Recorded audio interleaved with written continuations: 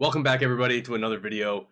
Today, we're just going to be talking about what does cybersecurity look like in the year 2025 and how you can set yourself up for maybe a little bit more success if you're job hunting or just bettering your career advancement, right? So the main question, I guess, is cybersecurity still worth it in 2025? And I think that when we saw COVID happen in 2020, we saw a huge boom in tech, right? Everybody was jumping to tech. Everybody that was in tech was getting new jobs. They were getting better jobs, they were better pay, and the tech was just booming for a couple of years.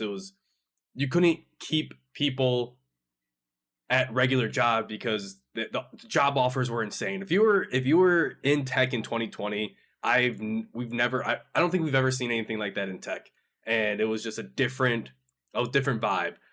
As we've seen in 2024, it starts to drop off a little bit. Jobs are a little more hard to come by, as well as the pay starts to level out. You're not getting those crazy bonuses. You're not getting the crazy pay jumps anymore.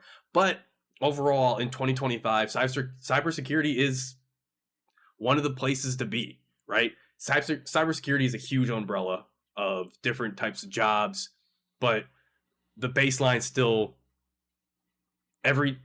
stands strong.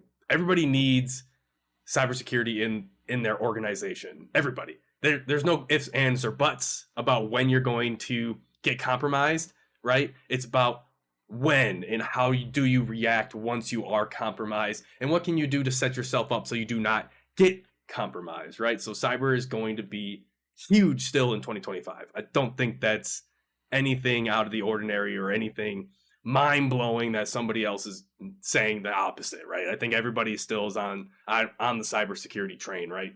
But the job market is definitely different in 2025. I know a lot of my personal friends, and just looking at the industry as a whole, are still kind of struggling, even though I just looked at the numbers in like ZipRecruiter and everything the other day, and there's still over about a million jobs labeled cybersecurity in the US. But I don't know where the disconnect is, because I know a lot of people in tech that are also laid off and struggling to get jobs. So what's going on in the market? And I can kind of feel myself in this divide, right, between what is entry level, and we can get into, is there actual entry level cybersecurity? I'm leaning towards no, that there's no such thing as an entry level cybersecurity job.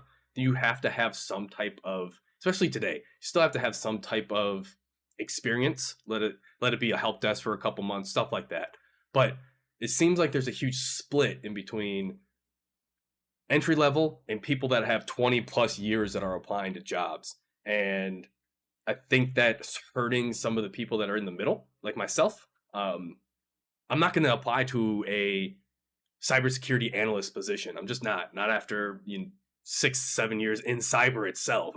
That's not going to be conducive for me to get to the next level, right? It's just not going to happen. I'm just not going to apply to those jobs. So I'm applying to jobs that people have 15 plus years of experience into. So it's different. There's a disconnect, right? But the market's still pretty decent. Salary expectations are still really, really good in cybersecurity, at least here in the United States. You're still looking, the median, I think I looked it up, it was between 120,000 and 130,000. Again, this is the median. It can be a lot lower for your entry level positions, right? You're going to be maybe depending, it also depends on location. Like here in Wisconsin, you're going to be sitting at about 60K, 70K in an entry level position. You're not going to hit the 250s, 300,000s like you're seeing in Silicon Valley. You're just not going to see that. So take it with a grain of salt. Depends on where you're at, but there is a lot of money in tech, depending on your location. And that gets into the point of remote work versus in-office work. In 2020, everything was remote. 2021, 2022, everything was remote. Now we're seeing companies dialing back remote work and a lot of people are going towards hybrid work or even just straight in office work. So we are seeing the ability to get those $300,000 jobs in California while being in Wisconsin go away. I don't think it's a good idea. I think you're losing out on talent, but I can understand why some people want in-office work. I don't agree with it. Whatever. It's not my forte. I love being remote. I don't think I'll ever go back into the office, but that's for maybe a different video, right? But for the most part, the skills and the most important, right, the certifications, right? These IT certifications that are really becoming a power of their own, right? I still think that you still need technical skills, but most importantly for me, and I think this is across some of the cybersecurity, you need to have those soft skills. The communication. Communication is huge in cybersecurity. It's huge in just corporate America. If you're not communicating, you're falling behind. It'd be hard pressed to find somebody that's an actual good corporate worker that doesn't communicate, right? Problem solving skills, being adaptable, especially in the ever changing world of cyber, you have to be adaptable. Soft skills are so important. I think somebody told me, and I always hold true, is that I can teach you the technical skills, but I can't always teach you how to be a people person, how to communicate with people, how to lead a discussion with your fellow peers. I might not be able to teach you that. Some people are just kind of gifted in that way. We can try. We can definitely build you up and have those conversations, but it's easier in my head to teach you the technical skills, like the networking, the OS. I can teach you Windows and a little bit of Linux and a little bit of cloud and stuff like that, and the scripting world and PowerShell and Python and stuff like that. Those technical skills are still there and needed. But again, my main point is have those soft skills, be able to communicate and be maybe a little bit more articulate than you might have been in the past. I think those soft skills really come in handy when you're interviewing. And then we can teach you those technical skills, especially when you're first starting out. Another thing is certifications, right? Should I still pursue a certification in 2025? I think there's been a huge push, especially in the last 10 years that I've been coming up in the ranks.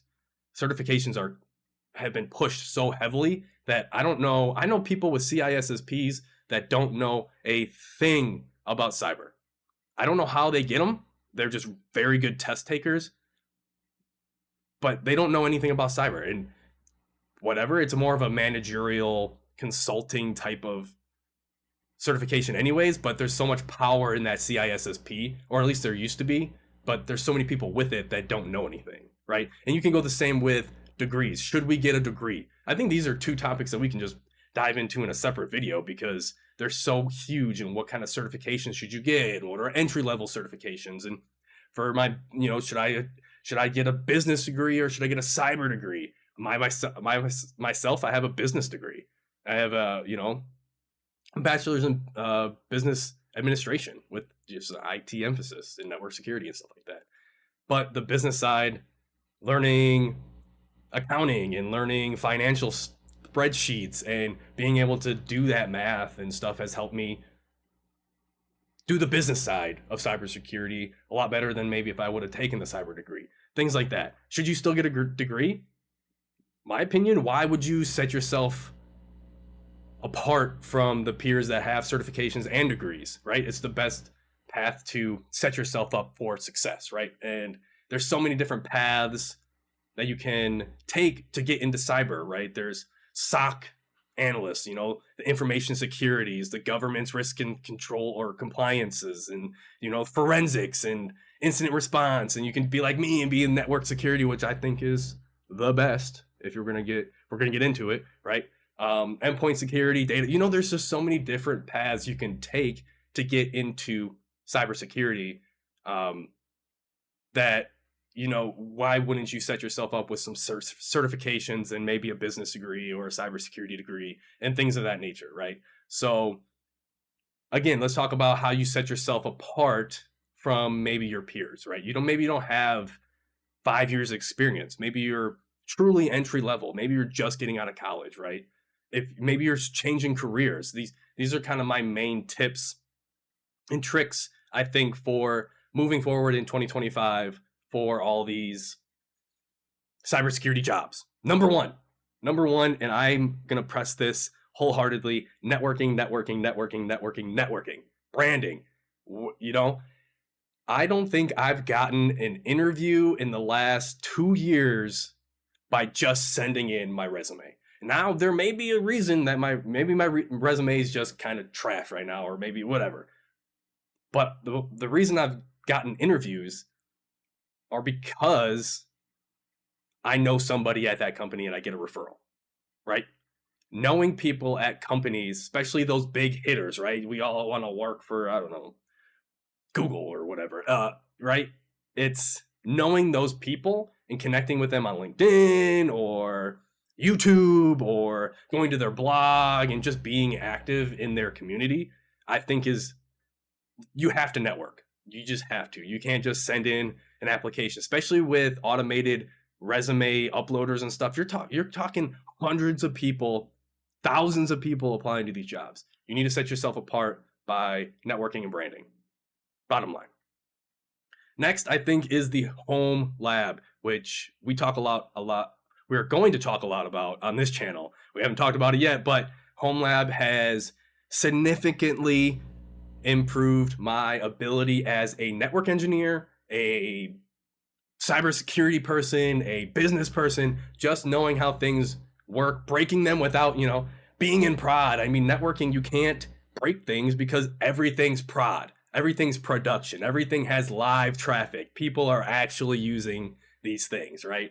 So having a home network where I can break it and impact absolutely nobody, right? I have Eve NG, which is an emulator, simulator, whatever you want to call it, that I can just build up networks, break them, figure out why they're broken, troubleshoot, and then I don't have to worry about answering to my manager of why I pushed a prod on a Friday afternoon and now everybody's working the weekend. I've never had that happen, but I've heard horror stories, right? And then there's always entry-level jobs and internships. So I press getting an internship as soon as, if you're in like a college area or can go to a college campus, they're always having like these internships. See if, even if you're not a student, if you can go to these career fairs and stuff and talk to these managers and talk to these recruiters and things like that, I think is a great way to get your foot in the door. I had an internship for 2 years. I kind of bounced around security. I was in application security, network security, endpoint security. Kind of found my way into networking and endpoint security with my networking background. But those are my three, networking, building a home lab, and then putting yourself out there and trying to get these internships, working a help desk job, some of those things. Lastly, I'm just going to talk quickly on things to avoid, right? Chasing certs without hands-on experience. We see it in interviews all the time. You have 5 certs, but you can't talk to them, right? If I have a CCNA and I can't talk basic layer 1, layer 2, layer 3, if I don't even know what those words mean, I'm like, do you really have a CCNA? Like, you know what I mean? Like, did you really learn anything from your CCNA, or did you just take the test? Did you read the dumps just to get them? And if you don't know what dumps are, we can talk about it in the certification video, but let's be real. If you can't talk to it, then there's no point in having the cert. Yeah, it might get you an interview, but you can get sniffed out real quick if you don't know actually what you're talking about. So don't just get certs to get certs, right? I think having fundamental or foundational knowledge, the networkings, the Linux, just the OSs, and kind of what is a CPU, some of those basic foundational skills are very important. I don't think they're as important, or they're important, so don't skip them, but I don't think they're as important as maybe the next point, which is soft skills. You need to be working on your personability, right? Nobody wants to work with somebody that's grumpy all the time. I'm kind of grumpy and I'm kind of cynical, and I kind of go down that path sometimes, and I have to correct myself. I struggle with it myself, right? But when I go into a interview, I'm, woo, woo, woo, pop, whatever. I'm trying to be energetic and things like that. So those are kind of my tips. That's what my outlook is for 2025. Again, it's kind of those big hitters, right? The soft skills, the technical skills, looking more at maybe getting a entry level job, whereas like a internship, and getting into a help desk situation and kind of moving your way through into a cybersecurity job with that background knowledge, I think is going to be helpful. Um, building your brand and networking. Number one, get out there and start meeting people. Go to local IT organization meetings, look up your like ISACAs and your, whatever, your ISC squareds, and look up those types of meetings in your area and go network with those people. Find out what they're doing, pick their brain, things like that.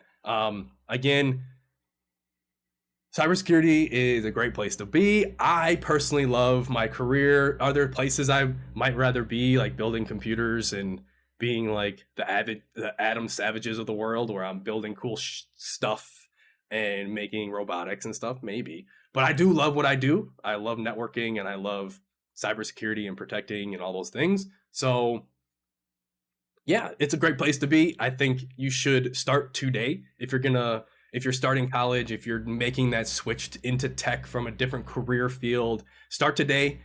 I think getting a home lab, going out to those meetings, just getting your foot in a door and getting those internships and talking to those people, do it today. Don't do it tomorrow. Do it right now. All right. I talked your ear off for almost 20 minutes. I apologize, but those are my thoughts. If you like what, kind of the vibe is going here, please like and subscribe. We're going to be talking cybersecurity. We're going to be talking careers. We're going to be talking home labs. We're going to be talking all the things to get you where you want to be, and hopefully myself where I want to be, right? So please like, subscribe, stay healthy, stay curious, and I'll see you guys in the next video. Appreciate you.